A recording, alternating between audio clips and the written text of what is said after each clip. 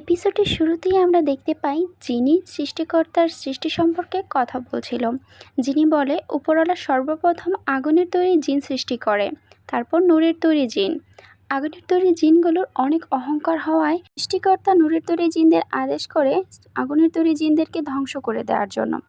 প্রায় ৩০০ বছর যুদ্ধের পর সকল আগুনের জিনটাই মারা যায়, একমাত্র জিনিই বেঁচে থাকে। তার নাম ছিল ইবলিশ।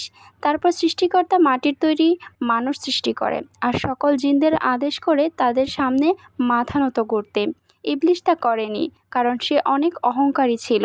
সেই শাস্তি হিসাবে তাকে জান্নাত থেকে বের করে দেওয়া হয় আর অন্ধকার জাহান্নামে তাকে নিক্ষিপ্ত করা হয়। ইবলিশ তখন সৃষ্টিকর্তাকে বলে, আমি মানুষের সামনে মাথা নত তখনই করব যখন মানুষ আমার থেকে ভালো হবে, তারা যখন জান্নাতে সবাই প্রবেশ করবে, একটা মানুষও জাহান্নামে থাকবে না।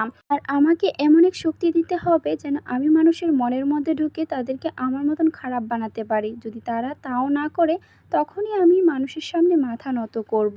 সৃষ্টিকর্তা রাজি হয়ে যায়। তারপর থেকে সে মানুষের সাথে পৃথিবীতেই বসবাস করে আর মানুষকে নানাভাবে খারাপ দিকে নিয়ে যায়। সে বিভিন্ন চেরাগ আর আংটিতে বসবাস করত। যখন যার কাছে থাকতো তাকেই সে মালিক হিসেবে ৩টা শর্ত দিত।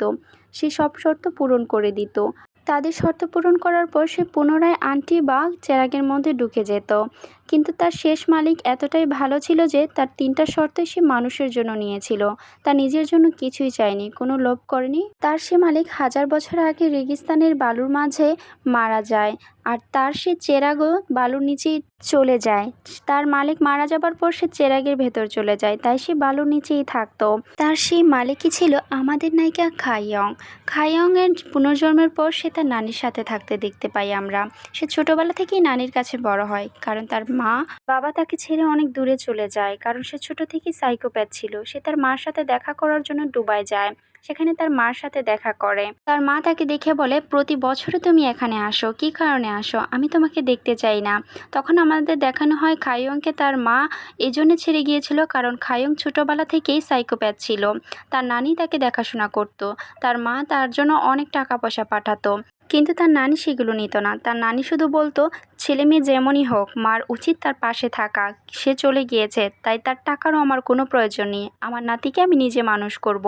খাইয়ং ছোটবেলা থেকেই কাটাকুটি অনেক পছন্দ করত, তাই তার নানি তাকে একটা ব্যাঙ দিয়ে বলে, এটা কাটো। সে যখন ব্যাঙটাকে কাটে তখন তার নানি তার হাত কেটে দেয়। খাইয়ং তখন চিৎকার করে তার নানির দিকে বলে, তুমি কি পাগল হয়ে গিয়েছো? আমার প্রচণ্ড ব্যথা করছে। নানি তখন বলে, তোমার যদি ব্যথা করে তাহলে এই ব্যাঙটারও ব্যথা করছে। খাইয়ং তখন তার নানির গলা চেপে ধরে বলে, আমি তোমাকে মেরে ফেলবো। নানিও তখন তার গলা চেপে ধরে বলে, আমিও তোমাকে মেরে ফেলবো। তার নানি চাচ্ছিল তার ভাষাতেই তাকে কথা বোঝানোর জন্য। তারপর তার নানি বলে, তুমি যদি আমাকে মারো তাহলে আমিও তোমাকে মারবো। তুমি যদি আমাকে আদর করো আমি তোমাকে আদর করব। এখন সিদ্ধান্ত তোমার, তুমি কি করবে? খায়ং তখন তার নানির গলা ছেড়ে দেয়। নানিও গলা ছেড়ে দিয়ে বলে, আজ থেকে এটাই তোমার জন্য নিয়ম, যে তোমাকে ভালোবাসবে তুমি তাকে ভালোবাসবে। কেউ যদি তোমাকে আঘাত করে তাহলে তুমিও তাকে আঘাত করবে।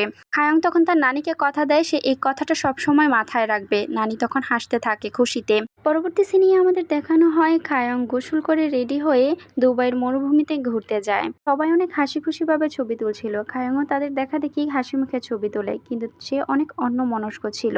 সবাই একদিকে ঘুরতে গেলে খায়ং একাই হাঁটতে বের হয়ে যায়। হাঁটার সময় তার ফ্রেন্ড তাকে এসএমএস করে বলে, যেখানে ঘুরতে গিয়েছো সেই জায়গাটা কেমন? খায়ং রিপ্লাই করে বলে, কাউকে মেরে এখানে দাফন করে রাখার জন্য জায়গাটা সত্যিই অসাধারণ। তার বন্ধু বলে, এসব কথা এখন বাদ দাও। খায়ং তখন হাঁটতে হাঁটতে শক্ত কিছুতে হোঁচট খেয়ে মাটিতে পড়ে যায়। সেই জিনিসটা হাতে নিয়ে দেখতে পায় একটা চেরাগ। সে সেটাকে হাতে নিয়ে তার মার কথা মনে করতে থাকে আর সেটাকে বালুতে জোরে জোরে আঘাত করতে থাকে আর মার উপর থাকা রাগগুলোকে সে মিটাতে থাকে।